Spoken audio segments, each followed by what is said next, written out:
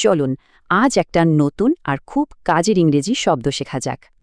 আচ্ছা ভাবুন তো, যদি খুব বড় একটা ঝড় আসে, এই দুটোর মধ্যে কোনটা টিকে থাকবে? এই যে সহজে বেঁকে যায় কিন্তু ভাঙে না, এই গুণটাকে ইংরেজিতে বলে প্লায়েবল। সোজা কথায় প্লায়েবল মানে হল নমনীয়, যা সহজেই যে কোনো কিছুর সাথে মানিয়ে নিতে পারে। ব্যাপারটা আরও পরিষ্কার হবে একটা ছোট্ট গল্প শুনলে। চলুন রিনার গল্পটা শোনা যাক। রিনা তার স্কুল প্রজেক্টের জন্য একটা প্ল্যান বানিয়ে কাজ শুরু করেছিল, কিন্তু হঠাৎ করে তার টিচার প্রজেক্টের জন্য একদম নতুন একটা আইডিয়া দিলেন। রিনা কিন্তু মন খারাপ করেনি, বরং সে নতুন আইডিয়াটা শুনে তার প্ল্যানটা বদলে ফেলল।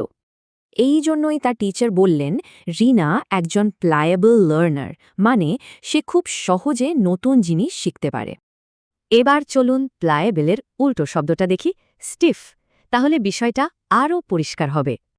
দেখুন, প্লায়েবল মানুষ পরিস্থিতির সাথে মানিয়ে নেয়, আর স্টিফ মানুষ পরিবর্তন মেনে নিতে পারে না। এই গুণটা কিন্তু আমাদের কাজের জগতেও খুব দরকারি। চলুন দেখি কিভাবে। যেমন এই বাক্যটা দেখুন, মানে টিমটা নমনীয় ছিল বলেই তারা দ্রুত তাদের কৌশল বদলে ফেলতে পেরেছে। বিশেষ করে যখন একসাথে টিমে কাজ করতে হয়, তখন প্লায়েবল হওয়াটা খুবই জরুরি। এই বাক্যের মানে হল একটা টিমের বিভিন্ন মানুষকে ম্যানেজ করার জন্য নমনীয় থাকাটা খুব দরকার। তো একজন স্টুডেন্টের জন্য প্লায়েবল হওয়াটা কেন এত গুরুত্বপূর্ণ? কারণ এটা ফিডব্যাক থেকে শিখতে, টিমের সাথে কাজ করতে আর নতুন কিছু সমাধান করতে সাহায্য করে। মনে রাখতে হবে, প্লায়েবল হওয়াটা কিন্তু পড়াশোনা আর জীবনের সফল হওয়ার জন্য দারুণ একটা গুণ।